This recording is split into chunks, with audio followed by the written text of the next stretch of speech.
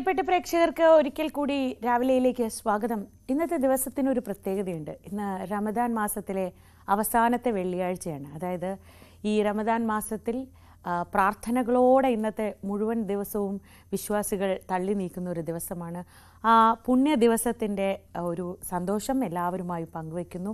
കഴിഞ്ഞ 27-28 ദിവസങ്ങളായി നോമ്പെടുക്കുന്ന എല്ലാവർക്കും ഇനിയിപ്പോൾ കാത്തിരിക്കുന്നത് പെരുന്നാളിനാണ്. അങ്ങനെയുള്ളപ്പോൾ അതിൻ്റെ ഒരു ആശംസകളൊക്കെ ആദ്യം തന്നെ നേരുകയാണ്. ഇനി വാർത്തകളിലേക്ക് വന്നാൽ, ജമ്മുകശ്മീരിലെ കത്വയിൽ നിന്ന് അത്ര നല്ലതല്ലാത്ത വാർത്തകൾ വരുന്നുണ്ട്. അവിടെ ഭീകരരുമായി ഏറ്റുമുട്ടൽ തുടരുകയാണ്. 3 പോലീസുകാർ വീരമൃത്യു വരിച്ചതായി വാർത്ത വരുന്നു. അങ്ങനെ പല വാർത്തകൾ വരുന്നുണ്ട്. നമുക്ക് വിശദമായി വാർത്തകൾ നോക്കാം. ആദ്യം തലക്കെട്ടുകളിലേക്ക്. ജമ്മുകശ്മീരിലെ കഡ്വയിൽ ഭീകരരുമായി ഏറ്റുമുട്ടൽ തുടരുന്നു. 3 ഭീകരരെ സുരക്ഷാ സേന വധിച്ചു.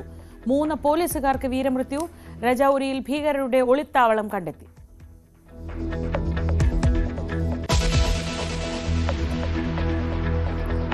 രാജീവ് ചന്ദ്രശേഖർ ചുമതലയേറ്റ ശേഷം ബിജെപിയുടെ ആദ്യ കോർ കമ്മിറ്റി യോഗം ഇന്ന്. പുതിയ നേതൃനിര സംബന്ധിച്ച ചർച്ച സുപ്രധാനം.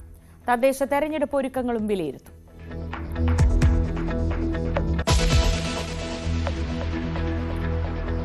എംപുരാൻ ചോർന്നതിൽ വിവാദം തുടരുന്നു. നിയമ നടപടികൾ ആരംഭിച്ച അണിയറ പ്രവർത്തകർ. വ്യാജ പതിപ്പുകൾ ചോർന്നത് തമിഴ് വെബ്സൈറ്റിലൂടെ.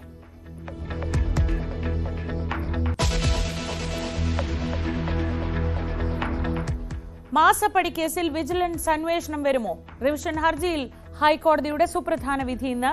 കോടതിക്ക് മുന്നിലെത്തുന്നത് വിജിലൻസ് കോടതിയും സിംഗിൾ ബെഞ്ചും തള്ളിയ ആവശ്യം.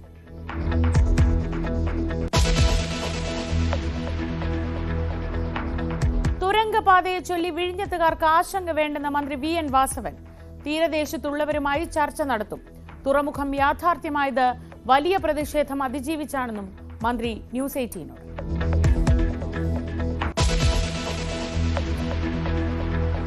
കരുനാഗപ്പള്ളി കൊലപാതകത്തിന്റെ കാരണം തേടി പോലീസ്. പ്രതികളെ കണ്ടെത്താനായില്ല. തൊടുപുഴ ബിജു ജോസഫ് കൊലപാതകത്തിലെ മുഖ്യപ്രതി ആഷിഖ് ജോൺസനെ ചോദ്യം ചെയ്തു.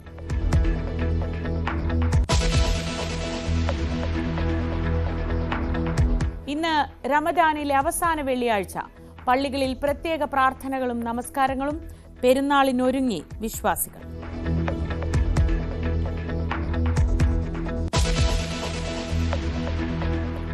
വിശദമായ വാർത്തകളിലേക്ക് പോകുമ്പോൾ ആദ്യം ജമ്മുകശ്മീരിലേക്ക് തന്നെയാണ് പോകുന്നത്. ജമ്മുകശ്മീരിലെ കത്വയിൽ 3 ഭീകരരെ സുരക്ഷാ സേന വധിച്ചു എന്ന വിവരങ്ങൾ വരുന്നു.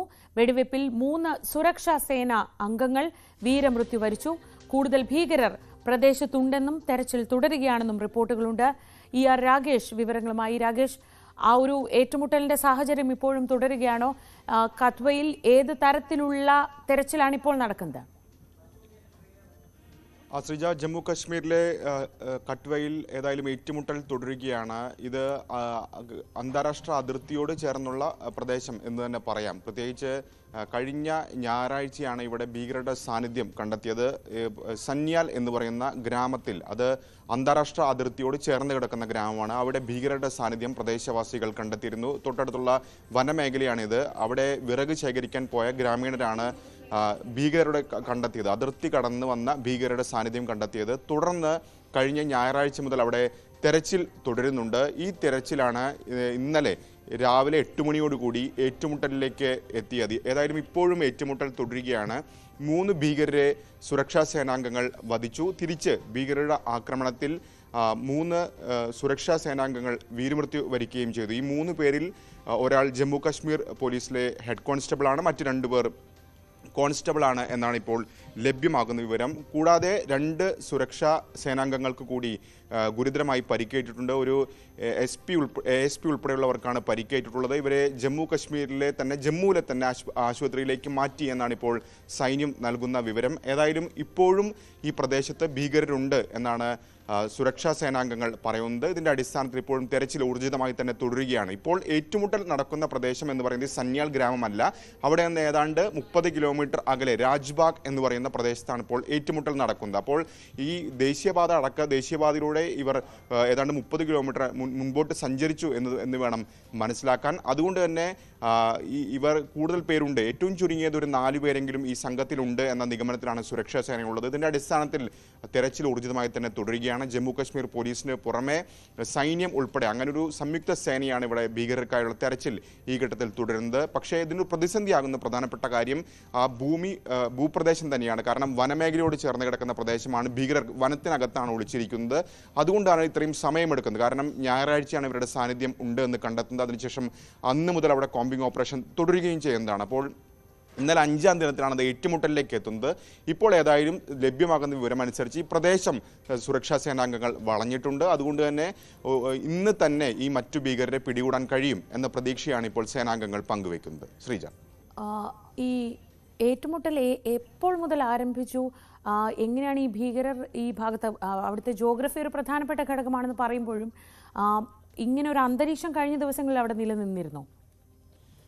അതെ ശ്രീജ, കാരണം സാധാരണഗതിയിൽ ഈ ഭീകരർ അതിർത്തി കടക്കുന്നത് പതിവാണ്. പ്രത്യേകിച്ച് ഈ മഞ്ഞ് വീഴുന്ന സമയത്താണ് അന്താരാഷ്ട്ര അതിർത്തി വഴിയൊക്കെ തന്നെ ഭീകരർ ഇന്ത്യയിലേക്ക് പ്രവേശിക്കാറുള്ളത്. ഇപ്പോൾ പക്ഷേ ഏതായാലും കൃത്യമായി പറഞ്ഞാൽ ഇപ്പോൾ മഞ്ഞുകാലം അവസാനിച്ചിരിക്കുന്നു. അപ്പോൾ ആ ഒരു ആനുകൂല്യം മുതലെടുത്ത് തന്നെയായിരിക്കാം ഭീകരർ അതിർത്തി കടന്നെത്തിയത്. അങ്ങനെ ഗ്രാമീണർ തന്നെയാണ് ഇത്തവണയും ഇവരുടെ സാന്നിധ്യം കണ്ടെത്തിയത്. അതായത് ഈ സന്യാൽ ഗ്രാമം എന്ന് പറയുന്നത് അന്താരാഷ്ട്ര അതിർത്തിയോട് ചേർന്ന് കിടക്കുന്ന പ്രദേശമാണ്. തുടർന്ന് അവരാണ് ഈ വിറക് ശേഖരിക്കാൻ പോയ ഗ്രാമീണരാണ് ഇവരെ കണ്ടത്. തുടർന്ന് അവരാണ് ഈ വിവരങ്ങൾ ഏതായാലും സുരക്ഷാ സേനയ്ക്ക് നൽകുന്നത്. അന്ന് തന്നെ അവിടെ തെരച്ചിൽ ആരംഭിച്ചിട്ടുണ്ട്. അതായത് ഞായറാഴ്ചയാണ് ഈ തരത്തിൽ ഭീകരരുടെ സാന്നിധ്യം ഈ ഗ്രാമത്തിൽ കാണുന്നത്.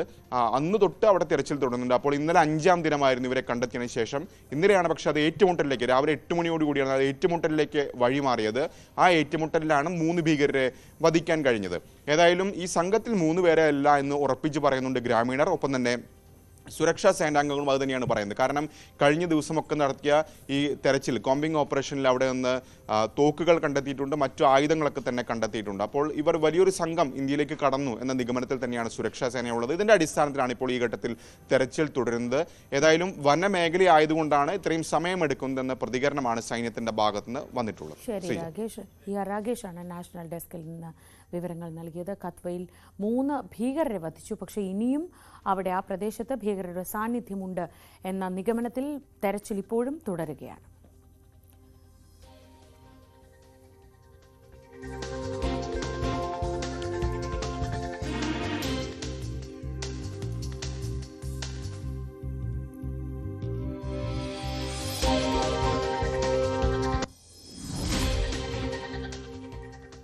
ഇനി മറ്റു വാർത്തകളിലേക്ക്. ഇനി സംസ്ഥാന തലത്തിൽ നോക്കിയാൽ BJPയുടെ കോർ കമ്മിറ്റി യോഗം ഇന്ന് ചേർന്നു. BJPയുടെ കോർ കമ്മിറ്റി എപ്പോഴും ചേരാറുണ്ട്. അതിനെന്താണ് പ്രത്യേകത എന്ന് ചോദിച്ചാൽ അതിനൊരു വലിയ പ്രത്യേകതയുണ്ട്. രാജീവ് ചന്ദ്രശേഖർ തലപ്പത്തെത്തിയ ശേഷമുള്ള ആദ്യത്തെ കോർ കമ്മിറ്റിയാണിത്. ഭാരവാഹി തെരഞ്ഞെടുപ്പ്, തദ്ദേശ സ്വയംഭരണ തെരഞ്ഞെടുപ്പ് ഇവ ചർച്ച ചെയ്യുന്നതിനാണ് ഇന്നത്തെ കോർ കമ്മിറ്റി. രാജീവ് ചന്ദ്രശേഖർ ചുമതലയേറ്റതിന് പിന്നാലെ രാജീവിന്റെ ടീമും ഉടൻ ചുമതലയേൽക്കും. ഏപ്രിൽ പകുതിയോടെ ഇക്കാര്യത്തിൽ പ്രഖ്യാപനമുണ്ടാകും എന്നാണ് കരുതുന്നത്. വി അരുൺ വിവരങ്ങളുമായി തിരുവനന്തപുരത്ത് നിന്ന്. അരുൺ, സംസ്ഥാന തലത്തിലുള്ള ഒരു നേതൃനിരയുടെ കാര്യത്തിൽ അല്ലെങ്കിൽ ജില്ലാ തലത്തിൽ ഉള്ളൊരു നേതൃനിരയായുള്ളൂ. പക്ഷേ തദ്ദേശ തെരഞ്ഞെടുപ്പ് വളരെ ശ്രദ്ധയോടെ BJP ഉറ്റുനോക്കുന്നുണ്ട്. അങ്ങനെ വേണമെങ്കിൽ താഴെത്തട്ട് മുതൽ വളരെ മികച്ചൊരു സംഘടനാ സംവിധാനം ഉണ്ടാവേണ്ടതുണ്ട്. രാജീവ് ചന്ദ്രശേഖർ തലപ്പത്ത് വരുമ്പോൾ അതൊരു അഭിമാന പ്രശ്നമായി അവർക്ക് മുന്നിൽ നിൽക്കുകയുമുണ്ട്. അപ്പോൾ ഇന്നത്തെ ഈ കോർ കമ്മിറ്റി എത്രത്തോളം പ്രധാനപ്പെട്ടതാണ്? എന്തൊക്കെ വിഷയങ്ങൾ ഇന്നത്തെ കോർ കമ്മിറ്റിയിൽ വരും? തീർച്ചയായിട്ടും രാജീവ് ചന്ദ്രശേഖരന്റെ പ്രസിഡന്റ് മാത്രമേ നിലവിൽ BJPക്ക് ആയിട്ടുള്ളൂ. മറ്റു ഭാരവാഹികളൊക്കെ നേരത്തെ കെ സുരേന്ദ്രനുള്ളപ്പോൾ, ജനറൽ സെക്രട്ടറിമാർ അടക്കമുള്ളവർ നേരത്തെ കെ സുരേന്ദ്രനുള്ളപ്പോൾ നിയമിച്ചവരാണ്. സ്വാഭാവികമായി അവർ മാറേണ്ടി വരും. ആരാകും രാജീവ് ചന്ദ്രശേഖരന്റെ ടീം? അതാണ് ഏറ്റവും പ്രധാനപ്പെട്ട കാര്യം. രാജീവ് ചന്ദ്രശേഖരന്റെ ടീം ഉണ്ടാക്കുകയാണ് ഏറ്റവും പ്രധാനപ്പെട്ട വെല്ലുവിളി അദ്ദേഹത്തിന് മുന്നിലുള്ളത്. കൃത്യമായി അദ്ദേഹത്തിനൊപ്പം നിൽക്കുന്ന ഗ്രൂപ്പുകൾക്ക് അതീതമായ, കാരണം BJP-യിൽ എക്കാലത്തും ഗ്രൂപ്പുണ്ട്, ഇപ്പോഴും സ്വാഭാവികം ഉണ്ടാവുക. രാജീവ് ചന്ദ്രശേഖർ ആ ഗ്രൂപ്പുകൾക്ക് പുറത്തുനിന്ന് കേന്ദ്ര നേതൃത്വത്തിന്റെ നോമിനിയായി വന്നയാളാണ്. അതുകൊണ്ട് തന്നെ അദ്ദേഹത്തെ ഗ്രൂപ്പ് കളിച്ച് അപകടത്തിലാക്കാൻ അത്ര ധൈര്യം ആർക്കും ഉണ്ടാകില്ല. എങ്കിൽ പോലും BJP-യിൽ ഗ്രൂപ്പുകൾ ഉണ്ടെന്നുള്ള വസ്തുതയാണ്. ആ ഗ്രൂപ്പുകൾക്കൊക്കെ അതീതമായുള്ള ഒരു ടീം രാജീവ് ചന്ദ്രശേഖറിനെ BJP-യിൽ കെട്ടിപ്പടുക്കേണ്ടതുണ്ട്. അത് ആരൊക്കെയാകുമെന്ന കാര്യമാണ് ഏറ്റവും നിർണായകമായി തീരുക. ഇന്നത്തെ കോർ കമ്മിറ്റിയിൽ അത്തരം ചർച്ചകളിലേക്ക് കടക്കുപോയെന്ന് വ്യക്തമല്ല. തദ്ദേശ തെരഞ്ഞെടുപ്പിന്റെ ഒരുക്കങ്ങൾ ആണ് പ്രധാനപ്പെട്ട ചർച്ചാ വിഷയമായി BJP നേതൃത്വം ഔദ്യോഗികമായി പറയുന്നത്. തദ്ദേശ തെരഞ്ഞെടുപ്പ് എന്ന് പറയുമ്പോൾ തിരുവനന്തപുരം നഗരസഭ അവർക്ക് ഏറ്റവും പ്രസ്റ്റീജിയസ് ആയ ഒരു അവരുടെ ഏറ്റവും വലിയൊരു മോഹമാണ്. നഗരസഭ പിടിച്ചാൽ ഒരുപക്ഷെ നിയമസഭയിലൊക്കെ ഒരു പ്രാതിനിധ്യം അപ്പുറത്തേക്കുള്ള ഗുണം അതുകൊണ്ടുണ്ടാകുമെന്ന് BJP വിശ്വസിക്കുന്നു. അതുകൊണ്ട് നഗരസഭ ഇത്തവണയെങ്കിലും പിടിച്ചെടുക്കണം. കഴിഞ്ഞ തവണയൊക്കെ അവർ ഇതാ ജയിക്കാൻ പോകുന്നു എന്ന തോന്നലുളവാക്കി പ്രതിപക്ഷമായ പാർട്ടിയാണ്, മുന്നണിയാണ്. ഇത്തവണ തിരുവനന്തപുരം നഗരസഭയുടെ പ്രധാനപ്പെട്ടത്. പാലക്കാട് ആടി ഉലയുന്ന നഗരസഭയാണ് BJP-ക്കുള്ളത്. പന്തളത്ത് വലിയ പ്രശ്നങ്ങളുണ്ട്. അത്തരത്തിൽ തദ്ദേശ തെരഞ്ഞെടുപ്പിലെ വളരെ പ്രധാനപ്പെട്ട മുന്നേറ്റമാണ് BJP-യുടെ പ്രധാനപ്പെട്ട അജണ്ട. അത് ചർച്ച ചെയ്യാനാണ് യോഗമെന്ന് പറയുന്നു. അതിനൊപ്പം ഈ ടീം ആരൊക്കെയാകും, കോർ കമ്മിറ്റിയിൽ ആരൊക്കെ ഉണ്ടാകും, ഒരു ജനറൽ സെക്രട്ടറി തിരുവനന്തപുരം കേന്ദ്രീകരിച്ച് പ്രവർത്തിക്കുന്ന മുഴുവൻ സമയം ജനറൽ സെക്രട്ടറി വേണം.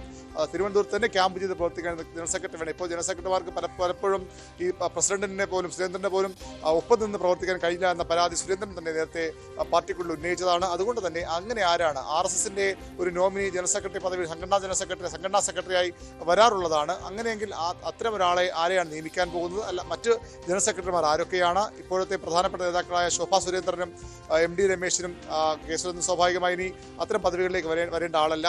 അതുകൊണ്ട് തന്നെ അങ്ങനെയുള്ള കൃഷ്ണദാസ് പോലെയുള്ള പ്രധാനപ്പെട്ട നേതാക്കളുണ്ട്. അവർക്ക് ഏത് പദവി നൽകും? ജില്ലാ അധ്യക്ഷന്മാരിൽ പലരെയും മാറ്റേണ്ടി വരും. അങ്ങനെയുള്ളവരെ എങ്ങനെ ഇതിൽ ഉൾപ്പെടുത്തും തുടങ്ങിയ കാര്യങ്ങൾ വലിയ ചർച്ച നടക്കുന്നുണ്ട്. അതുകൊണ്ട് തന്നെ ടീം രാജീവ് ചന്ദ്രശേഖർ ആര് എന്നതാകും പ്രധാനമായും ഉയർന്നു വരാൻ പോകുന്ന ചോദ്യം. അതിന്റെ ചർച്ചകൾ ഒരുപക്ഷെ പ്രാരംഭ ചർച്ചകൾ ഇന്നത്തെ യോഗത്തിലും ഉണ്ടാകാം. തദ്ദേശ തെരഞ്ഞെടുപ്പ് തന്നെയാണ് പ്രധാനപ്പെട്ട പ്രശ്നമായി BJP-ക്ക് മുന്നിലുള്ളത്, വലിയ വെല്ലുവിളിയായി രാജീവ് ചന്ദ്രശേഖരന് മുന്നിലുള്ളത്. പിന്നീട് നിയമസഭാ തെരഞ്ഞെടുപ്പ് വരുന്നു, അതിനും വലിയ താമസമില്ല. ഇത്തരം കാര്യങ്ങൾ ഈ കോർ കമ്മിറ്റി ചർച്ചയാകാൻ തന്നെയാണ് സാധ്യത. പ്രശ്നങ്ങളൊക്കെ പരിഹരിക്കണം, സംഘടനയെ ഒറ്റക്കെട്ടായി കൊണ്ടുപോകണമെന്ന ലക്ഷ്യത്തോടെയാണ് രാജീവ് ചന്ദ്രശേഖരനെ പോലൊരു നേതാവിനെ സംസ്ഥാന പ്രസിഡന്റ് പദവിയിലേക്ക് കൊണ്ടുവന്നത്. പക്ഷേ നമ്മൾ കണ്ടത് കഴിഞ്ഞ ദിവസം VV രാജേഷിനെതിരെ പോസ്റ്ററുകൾ പ്രത്യക്ഷപ്പെടുന്നു. രാജീവിന് കൂടി മനസ്സിലാവുന്ന തരത്തിൽ ഇംഗ്ലീഷിലടക്കം പോസ്റ്ററുകൾ, ഒരു അഡീഷനാണ് ഉണ്ടായിട്ടുള്ളത്. അപ്പോൾ ആ രീതിയിൽ പ്രശ്നങ്ങളില്ലാതെ സംഘടനയെ അതിന് അദ്ദേഹത്തിന്റെ പ്രതികരണവും ശ്രദ്ധേയമായിരുന്നു. ഇങ്ങനത്തെ അച്ചടക്ക രാഹിത്യം വെച്ച് പൊറപ്പിക്കില്ല എന്നായിരുന്നു പറഞ്ഞിരുന്നത്. അപ്പോൾ ആ രീതിയിൽ ഇനിയും ഇത്തരത്തിലുള്ള പൊട്ടിത്തെറികളോ അല്ലെങ്കിൽ പുകച്ചിലുകളോ ഒക്കെ ഇല്ലാതെ മുന്നോട്ട് പോവുക എന്നതും പ്രധാനമാണ്. ഈ കാര്യങ്ങളെക്കുറിച്ചൊരു ധാരണ കൃത്യമായി രാജീവ് ചന്ദ്രശേഖരന് കിട്ടിക്കഴിഞ്ഞിട്ടുണ്ടോ?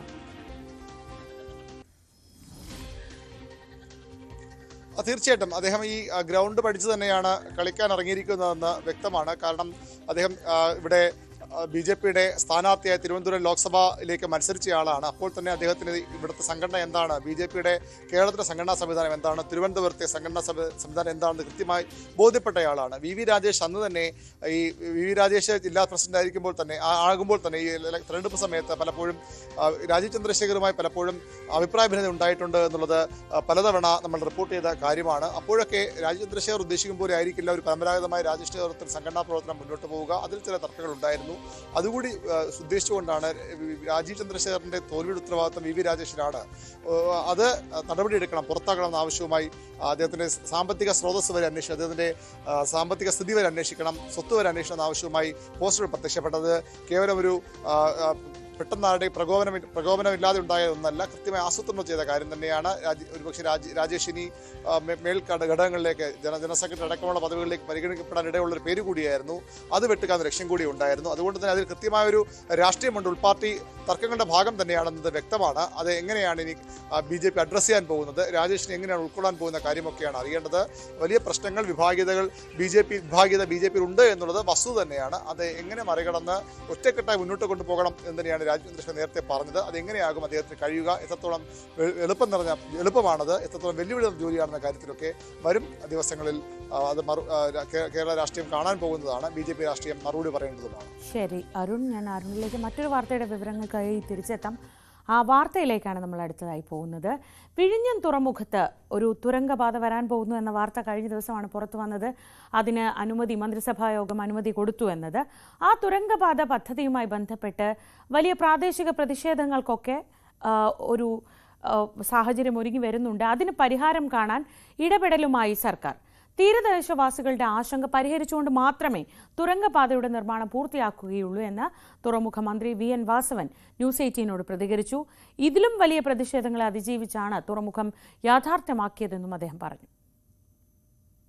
വിഴിഞ്ഞം തുറമുഖത്തെ ബാലരാമപുരം റെയിൽവേ സ്റ്റേഷനുമായി ബന്ധിപ്പിക്കുന്ന തുരങ്കപാത നിർമ്മാണ പദ്ധതിക്കായി ബാലരാമപുരം, പള്ളിച്ചൽ, അതിയന്നൂർ വില്ലേജുകളിൽ ഉൾപ്പെട്ട 5.523 ഹെക്ടർ ഭൂമി ഏറ്റെടുക്കേണ്ടി വരുമെന്നാണ് കണക്കുകൂട്ടൽ.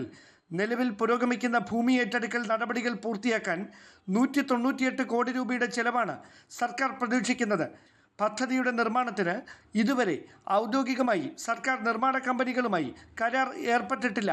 അതിനിടെയാണ് കോട്ടപ്പുറം സെന്റ് മേരീസ് ദേവാലയ പരിസരവും 3 സ്കൂളുകളും 500 കുടുംബങ്ങളും താമസിക്കുന്ന സ്ഥലം DPRൽ ഉൾപ്പെട്ടിട്ടുണ്ടെന്ന വിവരം പുറത്തായത്. പ്രദേശവാസികൾ പ്രതിഷേധം കടുപ്പിക്കാൻ തയ്യാറെടുക്കുന്നതിനിടെയാണ് തുറമുഖ വകുപ്പ് മന്ത്രി VN വാസവൻ ന്യൂസ് 18നോട് നിലപാട് വ്യക്തമാക്കിയത്. അവരുന്നയിച്ച പ്രശ്നങ്ങളൊക്കെ തന്നെ കേട്ട് സ്കൂൾ അപ്ഗ്രേഡ് ചെയ്യാനുള്ള കാര്യങ്ങൾ, ആശുപത്രി വെക്കുന്ന കാര്യങ്ങൾ, അതുപോലെ drinking water scheme, play ground, ഇങ്ങനെ പറഞ്ഞ കാര്യങ്ങളെല്ലാം സാധിച്ച് ആ ഫിഷർമെൻ ഇതിലുണ്ടാകുന്ന ആഹാരങ്ങൾ അവരെ സഹായിക്കുന്ന എല്ലാ നടപടിയും സ്വീകരിച്ചാണ് മുന്നോട്ട് പോകുന്നത്. പള്ളിയുടെ കാര്യത്തെ സംബന്ധിച്ചോളം ഇപ്പോൾ ഇതുവരെ അവർ അത്തരത്തിലുള്ള ഒരു കുരിശു മാറ്റുന്ന പ്രശ്നമാണ് ഇപ്പോൾ അവസാനമായി വന്നു നിൽക്കുന്നത്. അത് സംബന്ധിച്ച് ഒരു വലിയ തർക്കമല്ല. അവർക്ക് അല്പം കൂടി സ്പേസ് കിട്ടണമെന്നൊരു കാര്യം മാത്രമേ പറഞ്ഞിട്ടുള്ളൂ. അത് സംബന്ധിച്ചൊരു നെഗോസിയേഷൻ നടന്നുകൊണ്ടിരിക്കുകയാണ്. അതും സമന്വയത്തിൻ്റെ മാർഗത്തിൽ തീർക്കാൻ കഴിയുമെന്നുള്ളതാണ് ഇതുവരെയുള്ള അനുഭവങ്ങൾ. പൊതുവേ അവരെല്ലാ കാര്യത്തിലും നന്നായി സഹായിക്കുകയും ഒപ്പം ഈ പ്രോജക്റ്റ് വേണമെന്നുള്ള നിലപാടിലാണ് ഒരു പൊതുവിൽ ഉറച്ചു നിൽക്കുന്നത്. തുറമുഖ പദ്ധതിക്കെതിരെ ഉയർന്ന ഇതിലും വലിയ പ്രതിഷേധങ്ങൾക്ക് പരിഹാരം കാണാനായതിന്റെ ആത്മവിശ്വാസവുമായാണ് തുരങ്കപാത നിർമ്മാണവുമായി സർക്കാർ മുന്നോട്ട് പോകുന്നതെന്നും അദ്ദേഹം കൂട്ടിച്ചേർത്തു. ഇപ്പോൾ വന്നിട്ടുള്ള എതിർപ്പുകളൊക്കെ തന്നെ ഞങ്ങൾ വളരെ സഹിഷ്ണുതയോടെയും സമീപനത്തോടെയും സമയത്തയോടെയും അവരെ സമീപിച്ച് സംസാരിച്ച് സെറ്റിൽ ചെയ്തു പോകുന്ന സ്ഥിതിയാണുള്ളത്. മുമ്പ് നിങ്ങൾ കണ്ടതാണ്, വലിയ മലവെള്ളപ്പാച്ചിൽ പോലെ വലിയ രൂപത്തിലുള്ള പ്രതിഷേധങ്ങളൊക്കെ ഇറങ്ങി വന്നതും ഗവൺമെൻറ് വളരെ സഹിഷ്ണുതയോടെയും സമീപനത്തോടെയും ആ വിഷയങ്ങൾ അവരെ കാര്യങ്ങൾ പറഞ്ഞ് മനസ്സിലാക്കി ബോധ്യപ്പെടുത്തി മുന്നോട്ട് പോയപ്പോൾ അതെല്ലാം തീർന്ന് അവർക്ക് കൊടുക്കാനുള്ള പൈസ 2700 പേരുടെ നമ്മുടെ ജീവനോപാധി നമ്മൾ ആദ്യം കൊടുത്തു.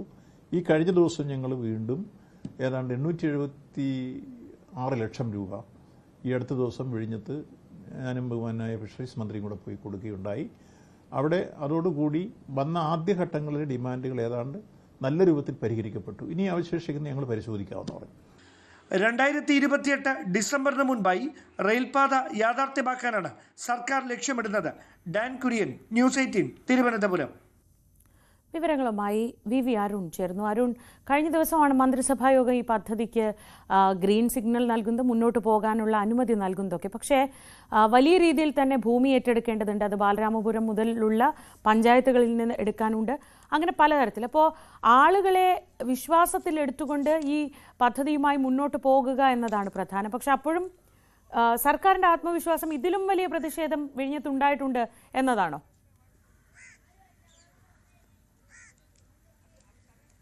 തീർച്ചയായിട്ടും അത് തന്നെയാണ്. വിഴിഞ്ഞം പദ്ധതിയുടെ ഒരു ഘട്ടത്തിൽ യാഥാർത്ഥ്യമാകുന്നതിന് തൊട്ട് മുമ്പ് വലിയ പ്രതിഷേധമാണ്, ഒരുപക്ഷെ സംസ്ഥാനം കണ്ട ഏറ്റവും വലിയ പ്രതിഷേധങ്ങളിലൊന്നാണ് വിഴിഞ്ഞം സാക്ഷിയായത്. ദിവസങ്ങളോളം നീണ്ട പ്രതിഷേധ സമരങ്ങൾ, പല അക്രമ സംഭവങ്ങളൊടുവിൽ വലിയ അക്രമത്തിലേക്ക് അത് കലാശിക്കുകയും അതോടുകൂടി ആ സമരം തീരസഭയ്ക്ക് പിന്മാറേണ്ട ഒരു സാഹചര്യം ഉണ്ടാവുകയും ചെയ്തു. അതാണ് മന്ത്രി സൂചിപ്പിച്ചത്. വലിയ സമരങ്ങൾക്ക് വേദിയായ സ്ഥലം തന്നെയാണ് വിഴിഞ്ഞം. അവരെയൊക്കെ പറഞ്ഞ് വിശ്വാസത്തിലെടുത്ത് സർക്കാർ മുന്നോട്ട് പോവുകയാണ്. കഴിഞ്ഞ ദിവസവും അവിടെ വലിയൊരു പദ്ധതി സംസ്ഥാന സർക്കാർ പ്രഖ്യാപിച്ചത് മത്സ്യബന്ധന തുറമുഖമാണ്. വിഴിഞ്ഞം മത്സ്യബന്ധന തുറമുഖമാണ്. 200 കോടി പരം രൂപയുടെ തുറമുഖമാണ് അവിടെ പ്രഖ്യാപിച്ചത്.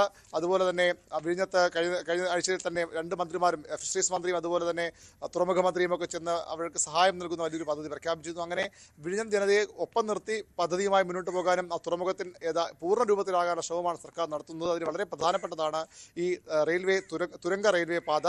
അത് വന്നാൽ വളരെ വേഗം ഈ ചരക്ക് നീക്കം സാധ്യമാകും.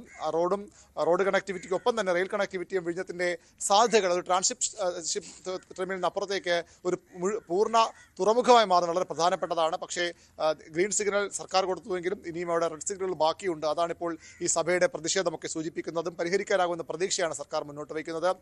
എല്ലാ പ്രശ്നങ്ങളും പരിഹരിച്ച് അവർ വിശ്വാസത്തിലെടുത്ത് അവർക്ക് സ്കൂളുകൾ നഷ്ടപ്പെടുമെങ്കിൽ പകരം സ്കൂളുകൾ നൽകി, അവരുടെ ദേവാലയങ്ങളെ ബാധിക്കുമെങ്കിൽ അതിന് പകരം സംവിധാനങ്ങൾ ഒരുക്കിയൊക്കെ മുന്നോട്ട് പോകും. പൂർണ്ണമായും ആ ജനങ്ങളെ വിശ്വാസത്തിലെടുത്ത് അവരുടെ താല്പര്യങ്ങളൂടി സംരക്ഷിച്ച് മാത്രമേ സർക്കാർ മുന്നോട്ട് പോകൂ എന്ന് മന്ത്രി വ്യക്തമാക്കുന്ന വലിയൊരു പ്രതീക്ഷ, കേരള വികസനത്തിലൂടെ വലിയ പ്രതീക്ഷ നൽകുന്ന ഒരു ഘടകമാണ്. നിത്യസഭ കഴിഞ്ഞ തവണത്തെ പോലെ വലിയ സമരത്തിലേക്ക് നീങ്ങുമോ എന്നൊന്നും വ്യക്തമല്ല. പക്ഷേ എങ്കിലും സമരത്തിന് സാധ്യതയുണ്ട്, പ്രതിഷേധങ്ങൾക്ക് സാധ്യതയുണ്ട്. അതുകൊണ്ട് തന്നെ അത്തരം കാര്യങ്ങൾ സർക്കാർ ചർച്ച ചെയ്ത് തന്നെ തീരുമാനിക്കുമെന്നാണ് മനസ്സിലാക്കാൻ കഴിയുന്നത്.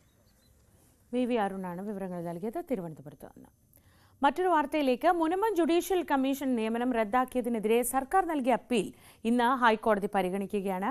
ചീഫ് ജസ്റ്റിസ് അധ്യക്ഷനായ ഡിവിഷൻ ബെഞ്ചാണ് ഹർജി പരിഗണിക്കുന്നത്. നേരത്തെ ഹൈക്കോടതി സിംഗിൾ ബെഞ്ച് ജുഡീഷ്യൽ കമ്മീഷൻ നിയമനം റദ്ദാക്കിയിരുന്നു.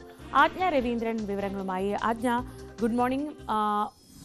മുനമ്പത്തെ ജുഡീഷ്യൽ കമ്മീഷന്റെ കാര്യത്തിൽ അന്ന് ഡിവിഷൻ ബെഞ്ച് എടുത്ത നിലപാടാണ് ശ്രദ്ധേയം. അത് വഖഫ് ഭൂമിയിലെ കാര്യമാവുമ്പോൾ, വഖഫ് ബോർഡുമായി ബന്ധപ്പെട്ട കാര്യങ്ങളാവുമ്പോൾ അതിൽ വഖഫ് ബോർഡിന് മാത്രമാണ് അധികാരം, സർക്കാരിന് ഇല്ല എന്നാണ് പറഞ്ഞിട്ടുള്ളത്. ആ സാഹചര്യം അവിടെ നിലനിൽക്കുമ്പോൾ ഡിവിഷൻ ബെഞ്ചിന് മുന്നിലേക്ക് ഈ ഹർജി എത്തുമ്പോഴും പ്രത്യേകിച്ച് എന്തെങ്കിലും മാറ്റമുണ്ടാവും? കേരള വഖഫ് സംരക്ഷണ സമിതിയുടെ ഹർജിന്മേലാണ് സിംഗിൾ ബെഞ്ചിന്റെ വിധി ഉണ്ടായിരുന്നത്. ജസ്റ്റിസ് ബെച്ചു കുര്യൻ തോമസിൻ്റെതായിരുന്നു വിധി. അതായത് ഭൂമി ഇടപാടുകളിൽ സർക്കാർ ഇടപെടാമെങ്കിലും വഖഫിന്റെ ട്രിബ്യൂണലിന്റെ പരിധിയിലിരിക്കുന്ന കേസുകളിൽ അല്ലെങ്കിൽ ഭൂമിയിന്മേൽ സർക്കാരിന് ഇടപെടാൻ ആകില്ല, അന്വേഷണം നടത്താനാകില്ല എന്ന് തന്നെയായിരുന്നു സിംഗിൾ ബെഞ്ചിന്റെ വിധി. ഈ വിധിക്കെതിരെയാണ് ഡിവിഷൻ ബെഞ്ചിനെ സമീപിച്ചിരിക്കുന്നത്. സർക്കാർ അപ്പീൽ നൽകിയിരിക്കുന്ന ഈ വിധിക്കെതിരെയാണ്. എന്തായാലും മുൻപത്തെ ജുഡീഷ്യൽ കമ്മീഷന്റെ നിയമനം റദ്ദാക്കിക്കൊണ്ട് തന്നെയായിരുന്നു ഹൈക്കോടതി സിംഗിൾ ബെഞ്ച് ഉത്തരവിട്ടിരുന്നത്. അത് ചോദ്യം ചെയ്തുകൊണ്ടാണ് റിവ്യൂ പെറ്റീഷൻ നൽകിയിരിക്കുന്ന ഒരു സാഹചര്യം ഉണ്ടായിരിക്കുന്നത്. അതുപോലെ വഖഫിന്റെ സംരക്ഷണയിലിരിക്കുന്ന ഭൂമിയുടെ കാര്യത്തിൽ സർക്കാർ ഇടപെടാനാകില്ല എന്നൊരു കണ്ടെത്തൽ കൂടി ഹൈക്കോടതി മുൻനിർത്തി ഈ ഡിവിഷൻ ബെഞ്ചിനെ സമീപിച്ച് തന്നെ കാണേണ്ടി വരും. അജ്ഞ, ചെറിയൊരു സാങ്കേതിക തടസ്സമുണ്ട് ശബ്ദത്തിൽ. അത് ശരിയാക്കിയാൽ നമുക്ക് മറ്റൊരു വാർത്തയുടെ കൂടെ വിശദാംശങ്ങൾ ആജ്ഞയിൽ നിന്ന് ലഭിക്കാനുണ്ട്. മുനമ്പം ജുഡീഷ്യൽ കമ്മീഷൻ നിയമനവുമായി ബന്ധപ്പെട്ട് നേരത്തെ സിംഗിൾ ബെഞ്ച് ഈ കമ്മീഷന്റെ നിയമനം റദ്ദാക്കിയിരുന്നു. ഇതിനെതിരെ ഡിവിഷൻ ബെഞ്ചിന് മുന്നിലേക്ക് എത്തുകയാണ് ഇന്ന് ഈ ഹർജി. ഹൈക്കോടതി ഡിവിഷൻ ബെഞ്ച് ഇന്ന് സർക്കാരിന്റെ അപ്പീൽ പരിഗണിക്കും. ശരി, ആജ്ഞ ശരിയായിട്ടുണ്ടെന്ന് കരുതുന്നു. അടുത്തത് മാസപ്പടി കേസാണ്. ആജ്ഞ, ഇന്ന് കോടതിക്ക് മുന്നിലെത്തുന്ന മറ്റൊരു പ്രധാനപ്പെട്ട കേസ് മുഖ്യമന്ത്രിയുടെ മകൾ വീണയുമായി ബന്ധപ്പെട്ട് ഉയർന്ന ആരോപണങ്ങൾ, മാസപ്പടി കേസ്. അതിൽ വിജിലൻസ് അന്വേഷണം ആവശ്യപ്പെട്ടുള്ള റിവിഷൻ ഹർജിയിൽ ഹൈക്കോടതി ഇന്ന് വിധി പറയും. എക്സലോജിക് CMRL ഇടപാടിൽ അന്വേഷണം വേണമെന്നാണ് ആവശ്യം. വിവരങ്ങളുമായി ആജ്ഞ തന്നെ ചേർന്നു. ആജ്ഞ, നേരത്തെ മൂവാറ്റുപുഴ വിജിലൻസ് കോടതി ഇത് തള്ളിയതാണ്, ഹൈക്കോടതി സിംഗിൾ ബെഞ്ച് തള്ളിയതാണ്. വീണ്ടും ഈ ആവശ്യം ഇന്നിപ്പോൾ ഒരു റിവിഷൻ ഹർജിയായാണ് വരുന്നത്. എന്താണ് വിശദാംശങ്ങൾ?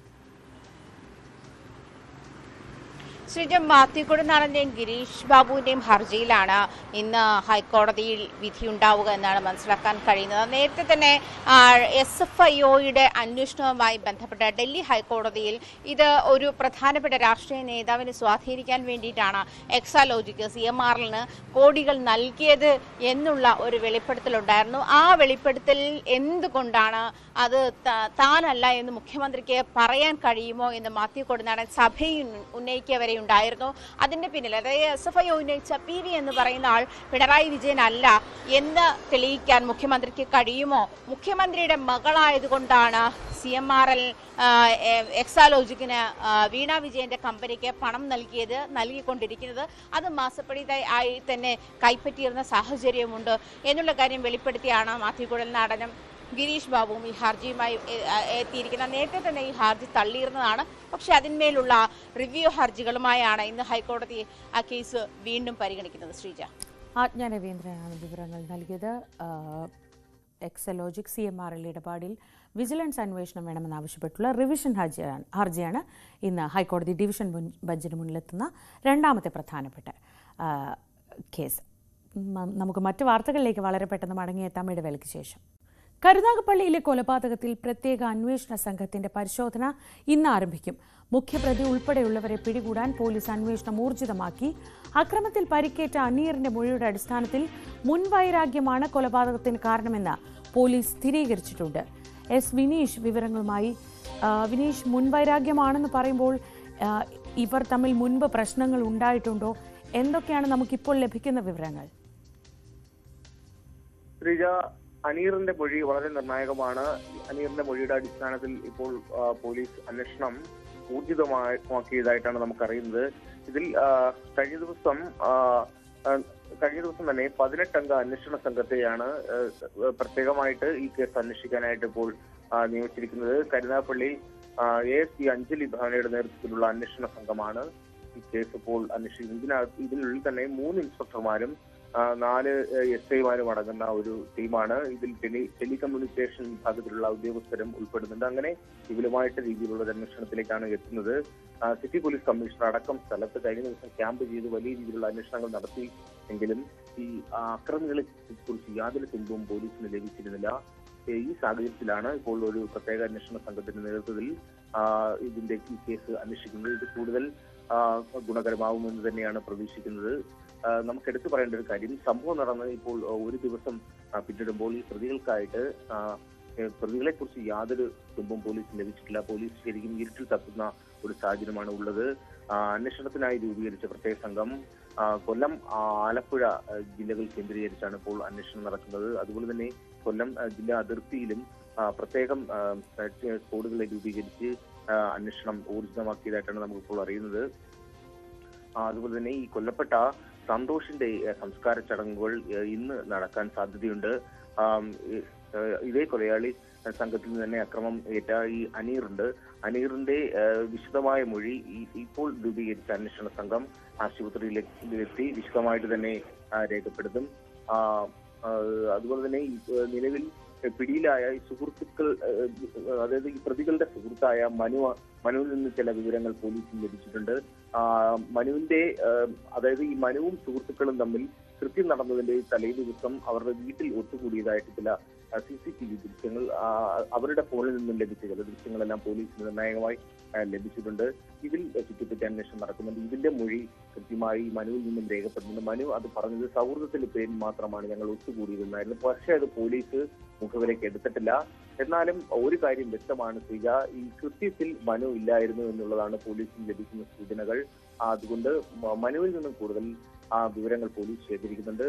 അതുപോലെ CCTV ദൃശ്യങ്ങൾ ശേഖരിക്കുന്നുണ്ട്. ഈ അക്രമി സംഘങ്ങൾ വാഹനം ഉപേക്ഷിച്ച് കടന്നു കളഞ്ഞ സ്ഥലത്തെ CCTV ദൃശ്യങ്ങളടക്കം ശേഖരിച്ച് വലിയ രീതിയിലുള്ള അന്വേഷണത്തിലേക്കാണ് ഇപ്പോഴും നിൽക്കുന്നത്. പക്ഷേ ഈ പ്രതികളെ കുറിച്ച് എടുക്കുമ്പോൾ ഇതുവരെ പോലീസിന് ലഭ്യമായിട്ടില്ല എന്നുള്ളത് വാസ്തവമാണ്. ശരി, വിനീഷാണ് വിവരങ്ങൾ നൽകിയത്. കരുനാഗപ്പള്ളിയിലെ കൊലപാതകത്തിൽ പ്രത്യേകിച്ച് ഒരു തുമ്പും കിട്ടാതെ പോലീസ് ഇരുട്ടിൽ തപ്പുകയാണ്. മറ്റൊരു വാർത്തയിലേക്ക് വിനീഷ് തന്നെ വിശദാംശങ്ങൾ നൽകും. കൊല്ലം കൊട്ടാരക്കരയിൽ മദ്യപിച്ച് വാഹനം ഓടിച്ച KSRTC ഡ്രൈവറെ പോലീസ് പിടികൂടി. കൊട്ടാരക്കര ഡിപ്പോയിൽ നിന്ന് മൂകാംബികയിലേക്ക് യാത്ര തിരിച്ച ഡ്രൈവർ അഭിലാഷിനെയാണ് പോലീസ് പിടികൂടിയത്. വിനീഷ്, ഈ കൊട്ടാരക്കരയിൽ നിന്ന് മൂകാംബികയിലേക്കുള്ള ഈ ബസ് ഒരുപാട് യാത്രക്കാർ ആശ്രയിക്കുന്നതാണ്. പ്രത്യേകിച്ച് അങ്ങോട്ടേക്ക് തീർത്ഥയാത്ര പോകുന്നവരൊക്കെ ആശ്രയിക്കുന്ന ഒരു ബസ്സാണ്. കഴിഞ്ഞ ദിവസം കൂടെ എവിടെയോ ഒരു ഇത് കണ്ടപ്പോൾ ഞാൻ ഓർത്തതേ ഉള്ളൂ, സ്ഥിരമായിട്ട് പോകുന്ന ഒരു ബസ്സാണല്ലോ ഇത്. ഒരു KSRTC ഡ്രൈവർ മദ്യപിച്ച് ഇത്രയും ലോങ് റൂട്ടിൽ ഓടുന്നൊരു ബസ് ഓടിക്കുക എന്നൊക്കെ പറയുമ്പോൾ എത്രത്തോളം അപകടകരമാണ്? എങ്ങനെയാണ് യാത്രക്കാരുടെ ശ്രദ്ധയിൽ ഇത് പെട്ടത്? തീർച്ചയായും ശ്രീജ സൂചിപ്പിച്ചതുപോലെ തന്നെ കൊട്ടാരക്കരയിലുള്ള ഇത് എല്ലാവർക്കും വളരെ ഗുണകരമായ ഒരു ബസ് സർവീസാണ്. അത് കൂടുതലും ഈ ബസ്സിൽ ഈ തീർത്ഥാടകരാണ്. അതായത് മൂകാംബിക ക്ഷേത്ര ദർശനം നടത്താനായി പോകുന്നവരാണ് കൂടുതലുമായിട്ട് ഉള്ളത്. കഴിഞ്ഞ ദിവസം 5:45 കൂടിയാണ് KSRTC സ്റ്റാൻഡിൽ നിന്ന് ഈ വാഹനം പുറപ്പെട്ടത്. അപ്പോ ഈ വാഹനം ഓടിച്ചപ്പോൾ തന്നെ യാത്രക്കാർ ബഹളം ഉണ്ടായത്. അലക്ഷ്യമായ രീതിയിലായിരുന്നു വാഹനം ഓടിച്ചിരുന്നെന്നാണ് പറയപ്പെടുന്നത്.